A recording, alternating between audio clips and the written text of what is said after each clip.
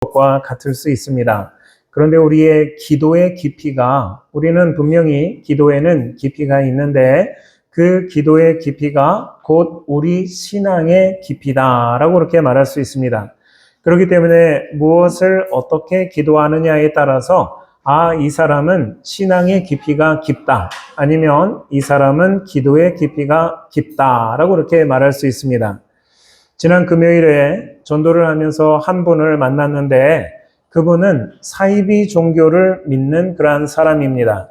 그런데 그 사람이 이렇게 오실 때에 전도를 하다 보니까 그 사람이 막 그냥 이렇게 좀 뭐라 그럴까 이렇게 반응을 하시는데 이 전도하는 저를 보면서 오라면서 자기 것을 들으라는 자기 것. 그러면서 말하는 것이 자기가 20년 넘게 교회도 다녀보고 성당도 다녀보고 절도 다녀보고 이거를 같이 다녔다는 거예요. 성당도 다니고 절도 다니고 교회도 다니며 다 같이 내가 다녀봤는데 다 필요 없다라는 거예요. 다 필요 없고 내가 이 종교를, 그 사람이 믿는 그 종교가 사이비 종교인데 이 종교를 만나고 내가 기도하고 나서 내가 2가지 암이 있었는데 그 암이 내가 싹 다 나았다. 그래서 이 세상에 기독교, 천주교, 불교 다 필요 없고 이거를 믿어야 된다고 그래서 그냥 입에 그냥 거품을 부르시면서 그렇게 저한테 이야기를 하십니다.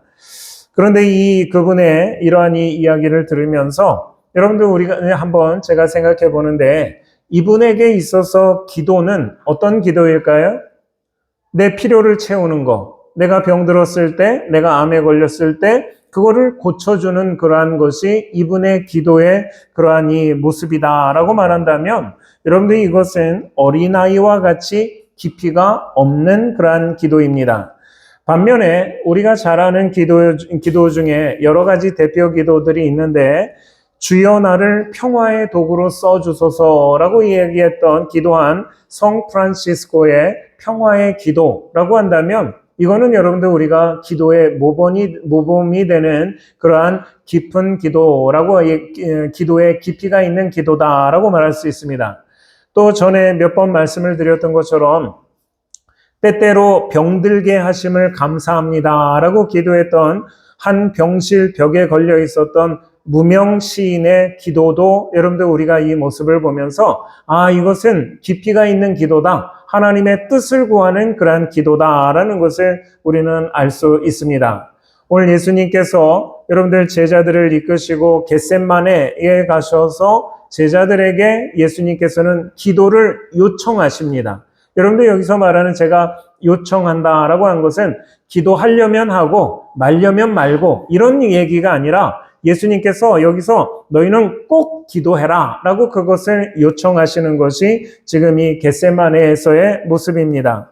예수님께서 제자들에게 기도를 요청한 것이 여러분들 그들이 무엇이 필요하니까 무엇을 달라라고 얘기하는 그러한 기도를 하라라고 하는 것이 아니라 깊이 있는 기도, 즉 다시 말하면 하나님의 뜻이 무엇인가를 찾는 그러한 기도를 요청한 것이 오늘 이 본문 말씀입니다. 오늘 우리가 이 말씀을 통해서 예수님께서 이 겟세마네 기도를 어떻게 하셨는가, 그리고 제자들에게 요청하신 그 기도가 무엇인가를 통해서 우리가 말씀을 나눌 때 여러분들 가운데도 우리 가운데도 여러분들 이 말씀을 통해서 우리의 기도가 한 발 더 성숙하는 그러한 이 은혜가 있기를 바라고, 또한 그것을 통해서 우리 주님께서 우리에게 행하시고자 하는 그러한 일들이 온전히 드러나는 저와 여러분들 되어지기를 주님의 이름으로 축원합니다. 예수님은 오늘 본문에서 8명의 제자들에게 기도를 요청하십니다. 32절 말씀을 보시면 예수께서 제자들에게 이르시되 내가 기도할 동안에 너희는 여기 앉아 있으라 라고 말합니다. 예수님께서 기도하시는 동안에 너희는 여기 앉아 있으라 라고 그렇게 말씀하신 것은 너희는 여기 그냥 꼼짝없이 그냥 가만히 있어, 가만히 여기 앉아 있어, 이 얘기를 하신 것이 아니라 내가 기도할 동안에 너희도 여기 앉아서 같이 기도하자, 이 얘기를 하시는 거예요. 여러분들 이 말씀을 하시면서 이 말씀을 하시는 것이 왜 이것이 기도하자라고 하는 주님의 요청이냐라고 말한다면 누가복음 22장에 보면 이 겟세마네 기도에 대해서 이야기하실 때에 예수님께서 첫 번째로 제자들에게 하신 말씀이 무엇이냐면 유혹에 빠지지 않게 기도하라 이 얘기를 하신 거예요. 그렇기 때문에 오늘 예수님께서 너희는 여기 앉아 있으라 라고 하시는 그 말씀도 예수님께서 그들에게 기도하라 라고 하는 그 말씀을 하셨다는 것입니다. 여러분들 결혼해서 이 가정을 가진 그러니 신혼 부부가 있는데 첫 아이를 낳은 젊은 부부가 있습니다. 그런데 어느 날 저녁에 아내가 저녁 식사 준비를 하면서 남편에게 이렇게 말합니다. 여보, 내가 저녁 식사를 준비하는 동안에 우리 아이를, 지금 이 갓난 아이니까 이 아이를 당신이 좀 봐주세요, 보세요 라고 이렇게 얘기를 한 거예요. 그러면서 아이를 이 남편에게 좀 보라고 얘기하고서 아내는 부엌에서 저녁 식사 준비를 이렇게 합니다. 그런데 들어보니까 방 안에서 아이의 울음소리가 납니다. 아이가 칭얼대면서 울음소리가 나니까 그 방 안에서 아이를 보라고 얘기했던 그 남편에게 부엌에서 요리를 하면서 얘기해요. 여보, 아이 좀 보세요 라고 이렇게 또 이렇게 얘기를 했어요. 그랬더니 이 남편이 대답하는 것이 나 지금 보고 있어 라고 이렇게 대답을 하는 거예요. 그러니까 남편이 보고 있으니까 그냥 잘 하겠거니 생각하고 이 아내가 저녁 식사를 계속해서 준비를 하는데 아기가 칭얼거리는 것을 넘어서 이제 많이 크게 우는 그러니 소리가 들립니다. 그래서 아내가 식사하는 것을 멈추고서 그러고서 방에 들어가서 봤더니 여러분들 어떤 모습이었습니까?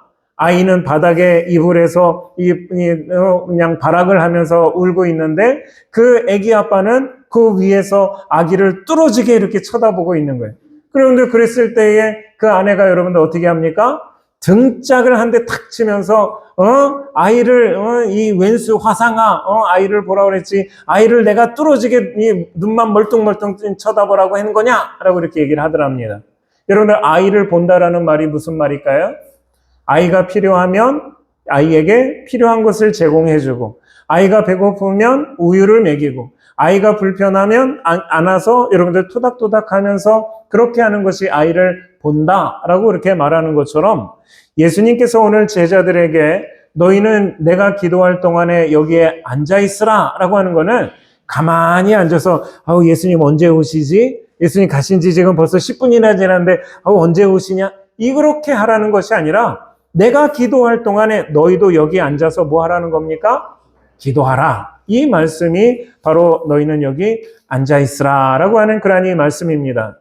또 예수님께서는 지금 이 8명의 제자들에게는 너희는 여기서 앉아있으라, 기도하라 라고 말씀하신 것뿐만 아니라 오늘 본문에서 베드로와 야고보와 요한 이 3명을 데리고 조금 더 안쪽으로 들어가십니다. 그러면서 그들에게도 오늘 예수님이 말씀하시는데 내 마음이 심히 고민하여 죽게 되었으니 너희는 여기 머물러 뭐 하라고 합니까? 깨어있으라 라고 이렇게 말씀을 하시는 거예요.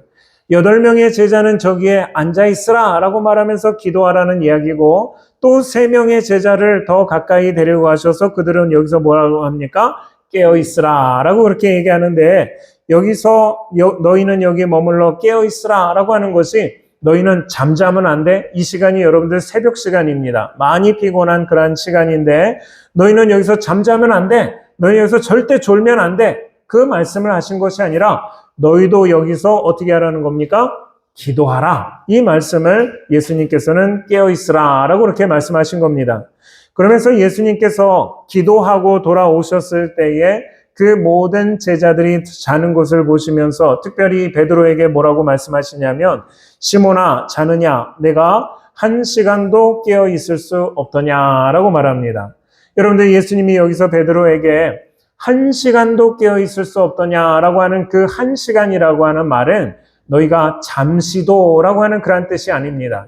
잠시도 너희가 기도 못하느냐 이 뜻이 아니라 여러분들 이 1시간이라고 하는 것은 정확하게 시간적인 개념에서 60분의 1시간을 이야기하는 겁니다.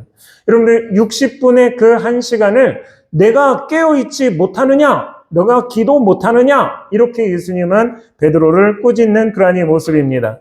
여러분들 우리가 1시간 기도해 보셨습니까? 여러분들 1시간 기도하십니까?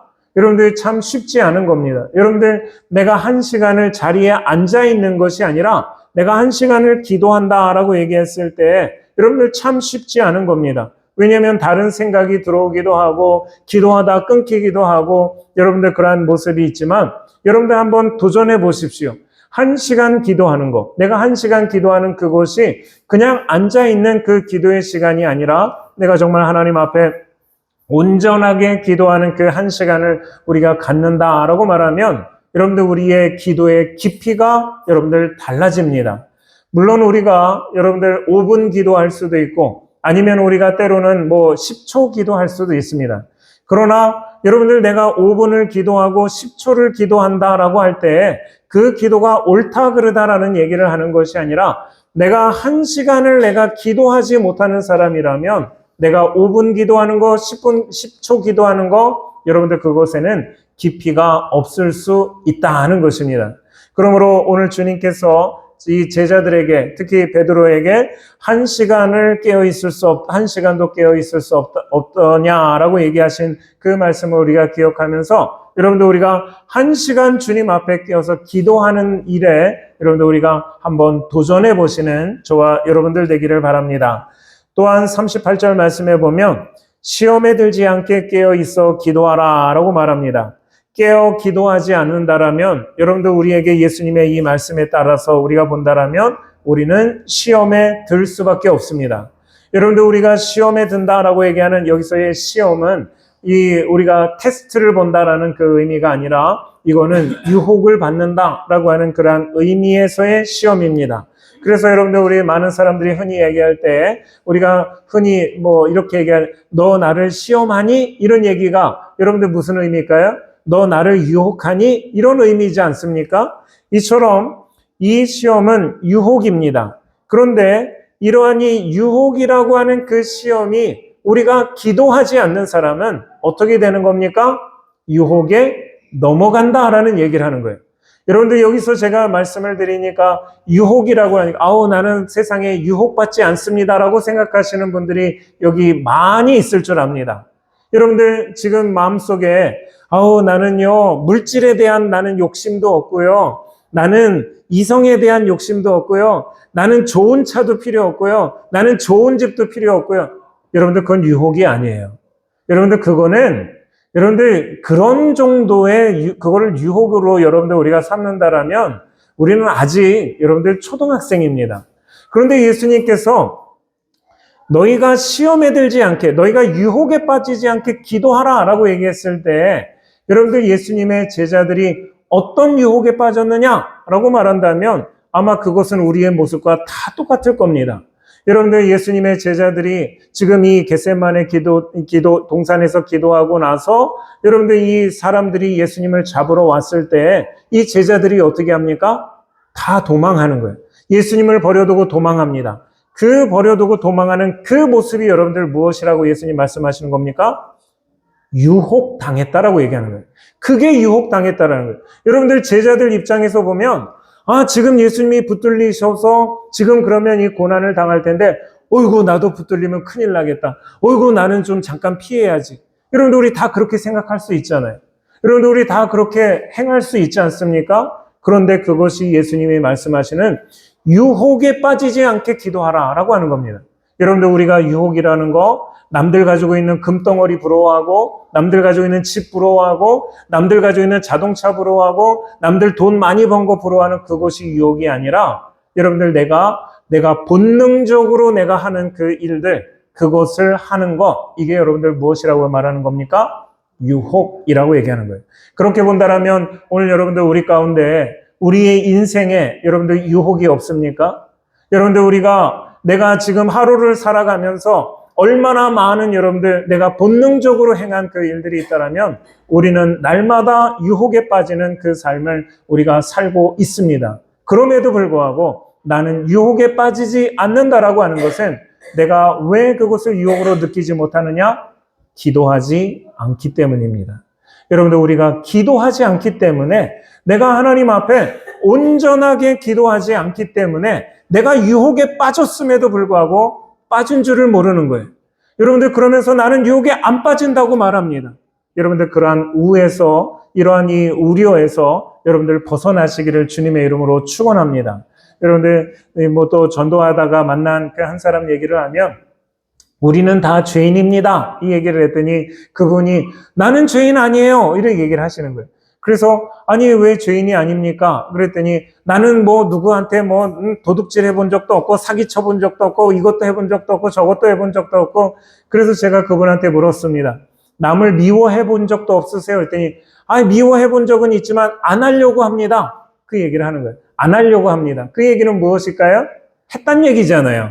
그러면 그것이 죄인이지. 여러분들, 그래서 제가 해봤지 않습니까? 그래서 남을 미워해보지 않았습니까? 그러면 그것이 죄인이라고 성경에 말하는데, 어떻게 스스로 죄인이 아니라고 말합니까? 했더니, 그래도 아니라는 거예요. 여러분들, 그러한 이 모습을 보면, 오늘 여러분들 우리가 답답하잖아요. 아, 자기가 스스로 죄인인 것을 인정하지 못하는구나. 라는 것이 여러분들, 우리가 답답한 것처럼, 오늘 우리의 삶도 여러분들 마찬가지입니다. 우리는 날마다 유혹에 넘어가고 있는데, 여러분들 나는 아니다 라고 그렇게 생각하는 것이 지금 우리의 모습이라는 거예요. 여러분들 지금도 우리가 본능적인 그러한 모습으로 우리가 행하고 있다면 여러분들 우리가 기억하십시오. 아, 내가 유혹에 넘어갔구나. 내가 기도하지 않았구나 라는 것을 깨닫는 그러한 은혜가 있길 바랍니다. 그런데 예수님께서 시험에 들지 않게 깨어있으라 라고 그렇게 기도하시고 그렇게 말씀하시고 42절 말씀에 제자들에게 마지막으로 뭐라고 얘기하시냐면 일어나라 함께 가자 보라 나를 파는 자가 가까이 왔느니라 라고 말합니다. 여러분들 만약에 여러분이 예수님이라면 지금 나를 잡으러 오는 사람 그 사람들이 잡으러 왔을 때 예수님의 제자들이 다 도망갈 거라는 걸 안다라면 만약에 여러분들이라면 예수님의 이 제자들에게 여러분들은 뭐라고 말씀하실까요? 지금 어려운 일이 막 코앞에 닥쳐옵니다. 그러면 여러분이 예수님이라면 지금 제자들에게 뭐라고 말씀하는 것이 여러분들 옳은 이야기일까요? 예를 들어서 여러분들 잘 생각이 안 된다면 여러분이 깊은 산을 여러분들 지나가고 있습니다. 내 어린 두 아들, 기껏 해봤자 뭐 한 10살 정도 된 아들하고 딸을 데리고서 여러분들 깊은 산속을 지나가는데 내가 저 멀리 한 100m 앞에 호랑이를 봤어요. 그러면 여러분들은 어떻게 하시겠습니까? 얘들아, 같이 가자! 이렇게 얘기하실래요? 아니면 너희들은 빨리 도망가라. 이 얘기를 하시겠어요? 여러분들 어떻게 하시겠습니까? 당연히 내 새끼들 살리고 내 사랑하는 새끼들 살리려면 너희는 한 걸음이라도 뒤도 돌아보지 말고 너희는 빨리 도망가. 내가 여기서 다 저거 막을게. 여러분들 이게 부모의 마음이고 사랑하는 여러분들 부모의 마음 아니겠습니까? 근데 예수님은 오늘 뭐라고 얘기할까요? 분명히 저들이 나를 잡으러 왔고 그렇다면 이 예수님의 제자들이 그 자리에서 다 도망갈 걸 안다라면 지금 예수님은 얘들아 이제 잡으러 왔어. 야, 너희는 빨리 지금 먼저 뒤쪽으로 도망가. 그 얘기를 하셔야 되잖아요. 근데 예수님 뭐라고 얘기하십니까? 일어나라. 함께 가자. 라고 얘기하시는 거예요. 일어나라. 함께 가자. 여러분들 예수님께서 이 말씀하신 것은 우리가 생각하는 것과 다른 것을 이야기하십니다. 그러면 예수님께서 일어나라. 함께 가자라고 얘기하시는 그 이유는 기도하는 자들과 예수님은 함께 하시기를 원하시는 거예요. 여러분들 기도하는 자와 함께하는 것을 원하시는 것이 우리 주님이신데 지금 예수님의 제자들 가운데 한 명이라도 기도했습니까? 여러분들 지금 예수님의 11명의 제자들 가운데 한 명 가룟 유다는 여러분들 예수님을 팔려고 나갔고 그 11명의 제자들 가운데 예수님과 함께 그 자리에서 기도한 사람이 한 명이라도 있습니까? 한 명도 없는 거예요. 그러니까 그들이 잡으러 왔을 때에 예수님과 함께 가지 못하고 그들은 오늘 이 본문 50절 말씀에 보면 제자들이 다 예수를 버리고 도망하느니라 라고 말합니다. 여러분들 기도하지 않는 사람은 예수님이 함께 가자라고 그렇게 말씀하실 때에 함께 못 갑니다. 어떻게 합니까? 자기 살 길을 찾아서 도망할 수밖에 없는 거예요. 여러분들 예수님이 기도하자라고 얘기했는데 너희는 여기서 기도를 요청하고 기도하라고 얘기했는데 기도하지 못하는 사람은 예수님이 함께 가자고 할 때 함께 가지 못하는 것이 우리들의 모습입니다. 그러므로 사랑하는 성도 여러분, 오늘 우리는 여러분들 주님과 함께 하기를 원하십니까? 그러면 기도하시기를 주님의 이름으로 축원합니다.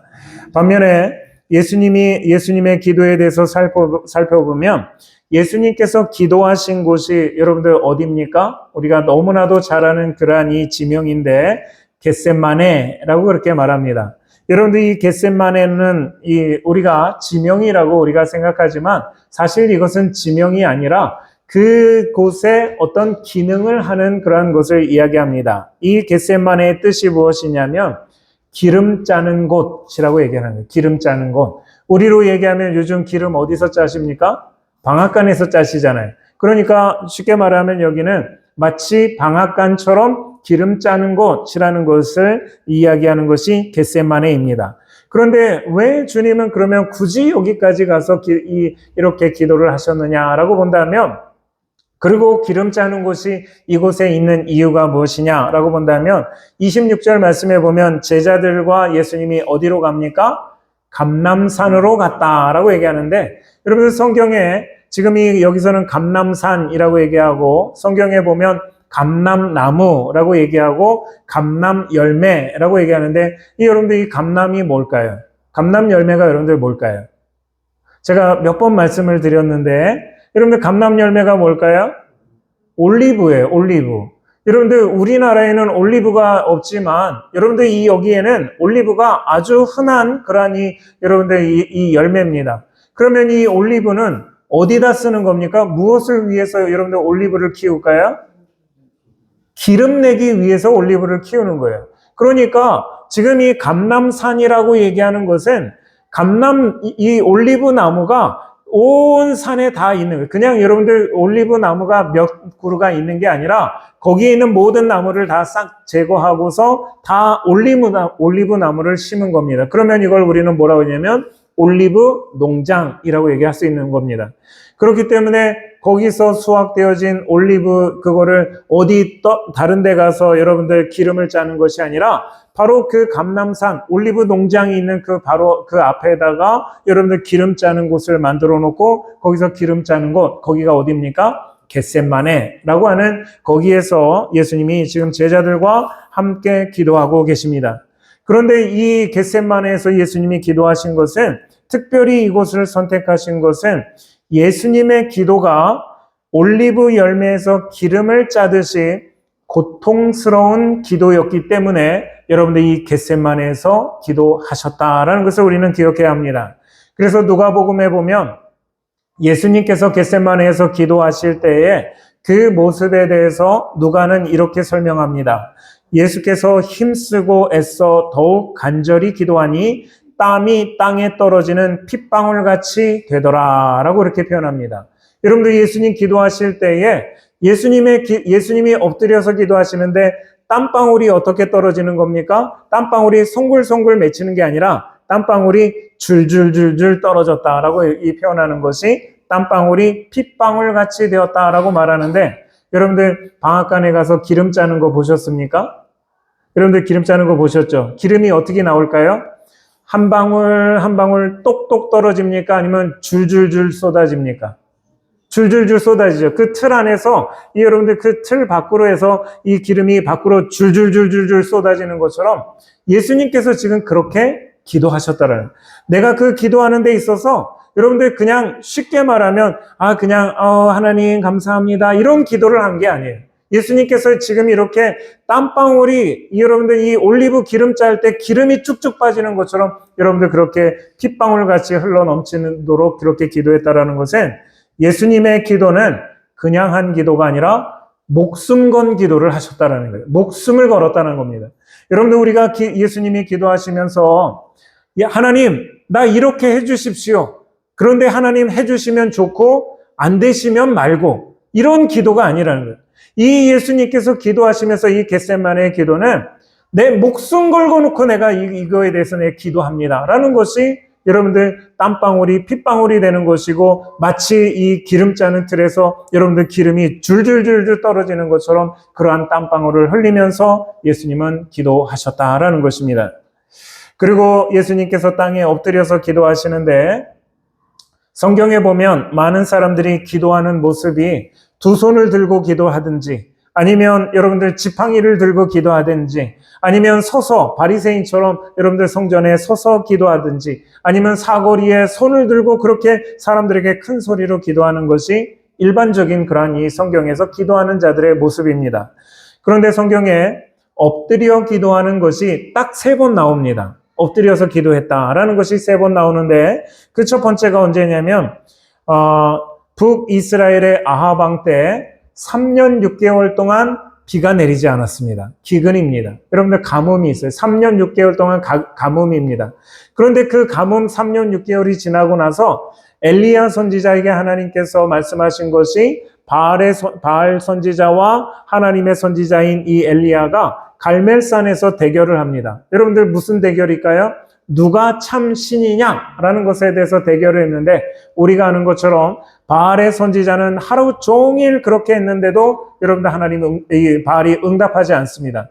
그러나 하나님의 선지자인 엘리야가 하나님, 이곳에 하나님 영광 나타내 주십시오라고 그렇게 기도했을 때 거기에 여러분들 불이 내렸어요.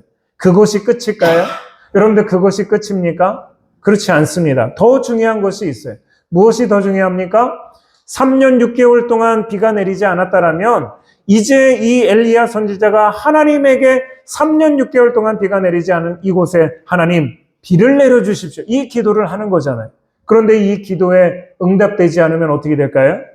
하나님이 가짜다라는 것이 드러나는 거예요. 여러분들, 그러니까 이 엘리야 선지자가 하나님 앞에 산에 올라가서 기도하는데 어떻게 기도합니까? 엎드려 기도했다라고 말해요. 엎드려 기도했다. 여러분들 왜 엎드려 기도합니까? 지금 절박하기 때문에 그런 거예요.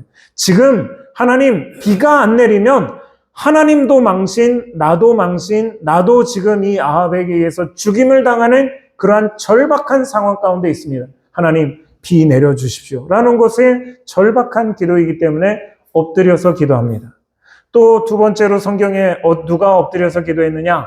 욥이 하나님 앞에 엎드려서 기도합니다. 여러분들 욥기서 1장에 보면 욥이 여러분들 자기의 자녀들이 하루아침에 다 죽습니다. 자기의 모든 재산이 여러분들 하루아침에 다 쉽게 말하면 다 연기와 같이 여러분들 사라집니다. 그때 욥이 여러분들 어떻게 기도하느냐? 욥기서 1장 20절에 보면 욥이 여호와 앞에 엎드려 간구하되라고 얘기하는, 엎드린다라고 얘기합니다. 엎드려서 기도합니다. 여러분들, 내가 지금 하루아침에 자녀들이 싹 다 죽고 내 모든 재산이 다 이루어졌을 그 욥의 모습이 여러분들 하나님 감사합니다 이렇게 기도했을까요? 그렇지 않습니다. 간절한 기도를 하는 거예요. 절박한 그 기도를 하는 거예요. 하나님, 내가 하나님 죽이시면 내가 여기서 죽겠습니다 라고 하는 그런 절박한 기도를 하는 것이 여러분들 욥의 기도입니다. 그리고 세 번째로 성경에서 엎드려 기도한다라고 하는 것이 예수님께서 겟세마네 동산에서 엎드려 기도했다라고 하는 그 말씀입니다. 예수님이 지금 이 엎드려서 기도하는 것이 하나님 나 여기서 살려주면 고맙고요, 아니어도 할 수 없고요, 그런 기도였을까요? 앞에서 말씀드린 것처럼 목숨 걸고 하는 기도입니다. 그렇기 때문에 예수님의 기도도 절박한 기도였다라는 것을 우리가 알 수 있습니다. 그러면 여러분들 예수님이 하신 그 기도의 내용을 우리가 한번 보시면, 아빠 아버지여, 아버지께는 모든 것이 가능하오니 이 잔을 내게서 옮기시옵소서. 그러나 나의 원대로 마시옵고 아버지의 원대로 하옵소서라고 그렇게 말합니다. 여기서 그러면 여러분들 우리가 예수님의 기도가 간절하고 절박하다라고 얘기할 때 그 간절함과 절박함의 모습이 여러분들 이 기도에서 무엇입니까? 아빠 아버지여, 아버지께서는 모든 것이 가능하오니 이 잔을 내게서 옮기시옵소서라고 말하는 거예요. 여러분들 절박하고 간절하게 그렇게 기도합니다. 그런데 예수님께서 여기까지만 기도했다라고 말한다면 그 예수님의 기도가 깊이 있는 기도일까요? 깊이 없는 기도일까요? 여러분들 지금 예수님의 기도입니다. 하나님의 아들이신 예수님의 이 기도를 우리가 생각하면서 지금 예수님께서 아빠 아버지여, 아버지께는 모든 것이 가능하오니 이 잔을 내게서 옮기시옵소서라고 하고 아멘 하고 끝났습니다. 그러면 여러분들 이 주님의 기도가 깊이 있는 기도입니까? 깊이 없는 기도입니까? 깊이 없는 기도예요. 여러분들 우리의 기도랑 똑같은 그런 기도입니다. 처음에 말씀드렸던 내가 여기 기도했더니 병이 낫고 뭐가 낫고 나 잘 되고 그 기도랑 여러분들 똑같은 얕은 기도를 말하는 겁니다. 그러나 예수님의 기도가 깊이 있는 기도다라고 하는 것은 그 다음에 우리에게 말하는 것처럼 그러나 나의 원대로 마옵시고 아버지의 원대로 하옵소서라고 그렇게 기도합니다. 여러분들 그러면 예수님께서 하나님 아버지의 하나님 아버지의 뜻이 무엇인지를 알았을까요? 몰랐을까요? 압니다. 여러분들 오늘 예수님이 이것을 보면서 내가 하나님의 뜻은 모르지만 그냥 나에게 이루어 주기를 원하는 그렇게 예수님 기도하지 않습니다. 왜냐하면 여러분들 하나님의 뜻, 하나님의 원하심은 그냥 지금 예수님이 십자가 앞에 있는 그 상황에서가 아니라 하나님의 하나님의 뜻은 창세기 3장에서부터 하나님이 세상을 창조하시고 아담이 에덴 동산에서 범죄한 이후에 그때부터 하나님의 뜻, 하나님의 원하심은 그때부터 분명히 하나님이 밝혀주셨기 때문입니다. 여러분들 아담이 범죄한 이후에 하나님께서 아담과 하와에게 무엇을 입혀주셨습니까? 가죽옷을 입혀주셨어요. 여러분들 이 가죽옷을 입혀주신 그 사건을 통해서 예수님은 여러분들 그때부터 아십니다. 하나님께서 지금 나를 이 독생자인 하나님의 아들인 나를 십자가에서 죽으시고 저들을 위해서 대신 죄사함을 받게 하시는구나 라는 것을 여러분들 창세기에서부터 예수님은 아셨습니다. 그런데 지금 와서 예수님께서 나의 원대로 마옵시고 아버지의 원대로 하옵소서라고 하는 그것은 그 아버지의 원대로 하시고자 하는 그 일에 대해서 지금 여기에서 그것이 이루어지기를 원합니다 라고 하는 그 이야기입니다. 그러하다면 여러분들 이 뜻은 무엇이냐면 아버지의 원하는 것이 지금 이전부터 창세기 때부터 그 원하시는 그 일이 있는데 그것에 대해서 내가 어떻게 해야 되는 겁니까? 감당할 수 있는 능력 주십시오라는 것이 내 원대로 하지 마시고 아버지의 원대로 되기를 원하나이다 라고 하는 그러한 주님의 기도입니다. 그렇기 때문에 이 기도는 내가 지금 저 십자가를 눈앞에 두고 있는데 주님, 하나님, 내가 지금 저 십자가를 피하는 것이 아니라 내가 저 십자가를 감당할 수 있는 능력 주십시오 라고 기도하는 것이 내 원대로 마옵시고 아버지의 원대로 되기를 원하나이다 라고 하는 주님의 고백입니다. 예수님께서 제자들에게 깨어 기도하라 라고 하시는 여러분들 앞에서도 말씀드린 것처럼 시험을 감당할 능력 주시기 위해서 기도하라 라고 하는 겁니다. 여러분들 예수님이 지금 제자들에게 겟세마네 동산에서 너희들도 여기서 깨어서 너희들도 기도해라 라고 하는 것이 하나님 나에게 좋은 집 주십시오. 하나님 나 성공하게 해주십시오. 하나님 나 여기서 이제 출세 좀 하게 해주십시오. 하나님 나 건강 나 이게 뭐가 어디가 안 좋은데 나 이거 좀 싹 낫게 해주십시오. 여러분들 그 기도하라는 걸까요? 아닌 거예요. 그 기도하라는 것이 아니에요. 예수님이 분명히 성경에서도 말씀하신 것처럼 시험에 들지 않게 깨어 기도하라 라고 하는 것은 너에게 하나님의 뜻이 무엇인지 분명히 드러나는데 그 하나님의 뜻이 드러날 때 이 시험을 통해서 드러날 때 그 시험을 피하는 것이 아니라 어떻게 하라는 겁니까? 감당할 수 있는 능력 주십시오 라고 그렇게 기도하라는 것입니다. 그런데 기도하지 않았던 예수님의 제자들 어떻게 합니까? 시험이 닥쳐오니까 예수님을 잡으러 오고 예수님이 너도 예수님의 제자지? 라고 그렇게 물어보는 그 순간이 왔을 때 어떻게 합니까? 도망하는 거예요. 모릅니다. 나는 예수님의 제자 아닙니다. 나는 예수님과 상관없습니다. 이렇게 부인하는 것이 예수님의 제자고 예수님의 베드로였음을 우리는 보게 되는 것입니다. 예수님은 오늘 우리에게도 깨어 기도하라 라고 말씀하십니다. 이는 우리에게 닥칠 시험, 우리가 시험에 대해서 감당할 능력 주시기 위해서 우리에게 기도하라 라고 하는 것이 깨어 기도하라 라고 하는 주님의 말씀입니다. 하박국 선지자를 보면 구약성경의 하박국서를 보면 이 하박국서가 3장밖에 되지 않는 짧은 그러한 이 성경입니다. 그런데 이 하박국 선지자는 유다라고 하는 그 나라가 바벨론에 의해서 망할 때 그때의 선지자입니다. 그런데 이 망할 때에 이 하박국서 3장에서 하박국이 기도를 하는데 특별히 16절에 뭐라고 얘기하냐면 내가 들었으므로 내 창자가 흔들렸고 그 목소리로 말미암아 내 입술이 떨렸도다. 무리가 우리를 치러 올라오는 환난 날을 내가 기다림으로 썩이는 것이 내 뼈에 들어왔으며 내 몸은 내 처소에서 떨리는도다 라고 말합니다. 여러분들 여기서 하박국이 말하는 내가 들었다라는 것이 무엇을 들었을까요? 여러분들 무엇을 들었을까요? 바벨론 저 적군이 지금 말을 타고서 따그닥 따그닥 소리를 내면서 지금 이 나라, 이 유다를 멸망시키기 위해서 쳐들어오는 그 말발굽 소리를 들었다라는 거예요. 그럴 때 여러분들 하박국이 어떠냐면 내 창자가 흔들렸다는, 벌벌벌벌 떨었다는 얘기입니다. 그러면서 그 목소리로 말미암아 내 입술이 떨었다라는 얘기는 뭡니까? 여러분들 적군이 쳐들어오는데 그냥 말만 따그닥 따그닥 타고 옵니까? 야 소리 지르면서 여러분들 그 수많은 군사들이 여러분들 그 소리를 듣는데 그 소리를 내가 들었을 때 여러분들 하박국이 어떻다는 겁니까? 입술이 떨렸다라는 거예요. 내가 말 못할 만큼 내 입술이 벌벌벌벌 떨렸다라는 거예요. 여러분들 뿐만 아니라 그들이 치러 오는 그 날이 오늘이다라는 것을 내가 알았을 때 하박국이 어땠다는 겁니까? 내 뼈가 지금 썩어서 녹아내리는 것처럼 여러분들 두려움 가운데 있는 그러한 상황입니다.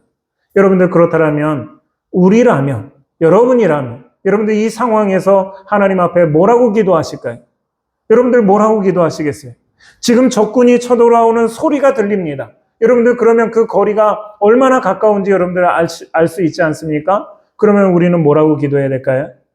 하나님, 저 바벨론 적군이 우리를 위해서 쳐들어옵니다. 저들을 하나님 물리쳐 주시옵소서, 물리쳐 주시옵소서, 물리쳐 주시옵소서. 우리 그렇게 기도하잖아요. 여러분들 우리가 그렇게 기도 안 한다면 하나님 저 바벨론을 지금 멸하여 주시옵소서. 여러분들 우리는 그렇게 기도하잖아요. 근데 하박국은 그렇게 기도 안 합니다. 왜 그랬을까요? 하나님의 뜻을 알기 때문에 그렇습니다. 하나님의 뜻은 무엇이었느냐? 저 바벨론 군대가 쳐들어와서 유다가 멸망하고 우리가 포로로 끌려가는 것이 하나님의 뜻이에요. 여러분들 저 바벨론이 멈추고 멸망당하는 것이 아니라 하나님의 뜻은 저 바벨론에 의해서 여기가 멸망하고 우리가 포로로 끌려가는 것이 하나님의 뜻이에요. 그러니까 여러분들 하박국이 뭐라고 기도를 하냐면 비록 무화과 나무가 무성하지 못하며 포도나무 열매가 없으며 감람나무 소출이 없으며 밭에 먹을 것이 없으며 우리의 양이 없으며 외양간에 소가 없을지라도 나는 여호와로 말미암아 즐거워하며 나의 구원의 하나님으로 말미암아 기뻐하리로다 말합니다. 하나님 저들이 쳐들어와서 내 무화과 나무 다 뺏어가고 무화과 열매 다 뺏어가고 포도 열매 다 뺏어가고 감람 열매 다 뺏어가고 우리의 양 송아지 다 뺏어가도 나는 하나님 기뻐하고 즐거워하겠습니다. 이 얘기하는 거예요. 여러분들 우리의 기도와 다르지 않습니까? 여러분들 그러면서 이 하박국 선지자의 그 기도의 백미는 그 다음 절에 있는 그 말씀입니다. 주 여호와는 나의 힘이시라 나의 발을 사슴과 같게 하사 나를 나의 높은 곳으로 다니게 하시리로다 라고 말합니다. 여러분들 지금 여기서 말하는 나의 높은 곳 이것은 무엇이냐면 바벨론이 쳐들어오는 이곳에 대해서 내가 감당할 수 없는 막을 수 없는 그러한 일들에 대해서 하박국 선지자는 이것을 높은 산이라고 그렇게 말합니다. 그런데 그 높은 산이 없어지기를 지금 이 하박국 선지자는 그것을 기도하는 것이 아니라 바벨론이 멸망하기를 위해서 기도하는 것이 아니라 하박국 선지자는 무엇을 기도합니까? 내가 사슴발 같게 하사 저들을 멸망하는 것이 아니라 나를 변화시켜 주셔서 저들이 쳐들어오는 것을 내가 감당할 수 있게 해주십시오라고 고백하는 것이 여러분들 이 하박국 선지자의 기도입니다. 여러분들 이것이 깊이 있는 기도인 거예요.